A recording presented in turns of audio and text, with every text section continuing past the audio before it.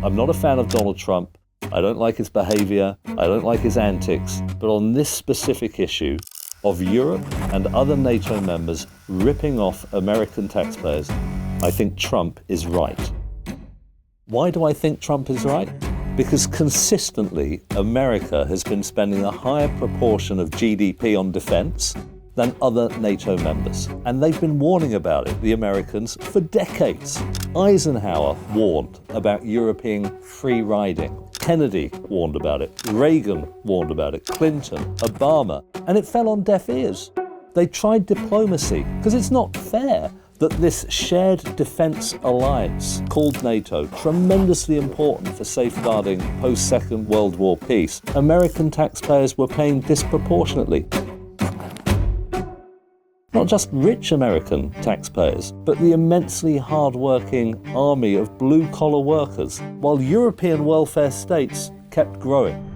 Effectively, I think Trump is right to say that it is American taxpayers who have been subsidizing bloated European welfare states. We're paying 100% of their military, and they're screwing us on trade. That was clearly geopolitically unsustainable. I hate the way he talked to Zelensky in the Oval Office. You're gambling with World War III.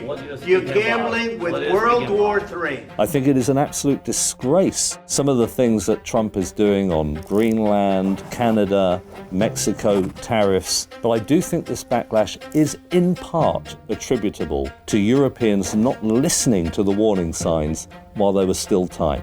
I think one of the key insights here is to think about the psychology associated with some people free riding on the efforts of others. A very famous old experiment in psychology by Max Ringelmann. He got his students to pull on a rope attached to a dynamometer, and one at a time they were pulling something like 70 kilograms.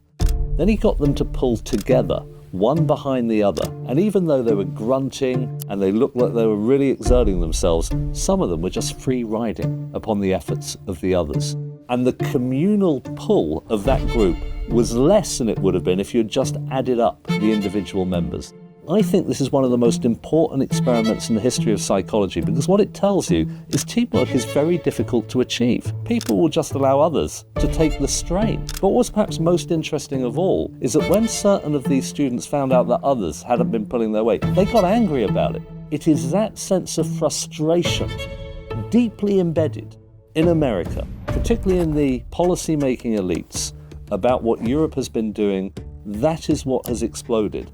And it means that Europeans are in a terribly difficult position, because I'm not sure that they trust Donald Trump and the Article 5 NATO guarantee to come to the collective defence of any nation that is invaded. And we've allowed our defence industries to atrophy, our militaries to atrophy. We are dependent upon a partner that we have effectively ripped off. Whether or not you like Donald Trump, surely we have to agree that that was a strategically crazy and idiotic decision by successive leaders across Europe.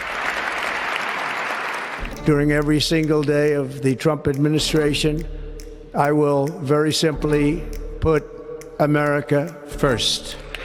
It's interesting that America has now put self-interest first. Trump and Vance, they're looking to take Greenland. They want Canada to become the 51st state. They're looking to extract in a colonialist way the minerals and rare earth metals in Ukraine. And I think this is a reaction to the feeling that they've been ripped off. That is a massive overreaction. In many ways, for me, the cure, as they see it in America, is worse than the disease. Because what will happen now is that there's no trust within the Western alliance. And that's a massive blessing for Putin and Xi Jinping, who have no interest in liberal values. They want to pull down the Western liberal order that has provided prosperity for the whole world. And they're working, of course, also with North Korea and Iran. So I want to acknowledge that Europe has done some things that I think were not in our self-interest and have rebounded upon us. But what Trump has brought with that creep J.D. Vance, I think, is a whole lot worse. By 2030, Europe must have a strong European defence posture. Across Europe, we must shoulder more of the burden now. Because we need to produce more weaponry. We are not doing enough. European nations that are members of NATO now need to spend a minimum of 4 and preferably 5% of GDP on defence. I think it's existential for us. It will have two effects. The first, it will signal to the Americans, if we can still call them an ally, that we are serious about playing our role. America's currently spending about 3.5% of GDP, but given the decades where they've been spending more than us, I think going above and beyond what they're spending is a way of showing true solidarity.